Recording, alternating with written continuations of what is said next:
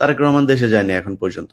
কেন যায়নি? আপনার কি মনে হয় তারেক রহমান ইউনূসের ভয়ে যায় নাই? এই সেনাপ্রধানের ভয়ে যায় নাই। ভাই বিশ্বাস করেন, বাংলাদেশে যদি নাকি একটা নির্বাচিত সরকার আসে এবং সেটার প্রধান যদি নাকি তারেক রহমান হন, আমি আপনাদেরকে কথা দিলাম, মানে আমি আমার নিজের জায়গা থেকে আমি যতটুকু বুঝতে শিখেছি তারেক রহমানকে, বিএনপির বিগত দিনে যে সরকার ছিল তার চেয়ে অনেক ভালো কিছু একটা দেখবেন।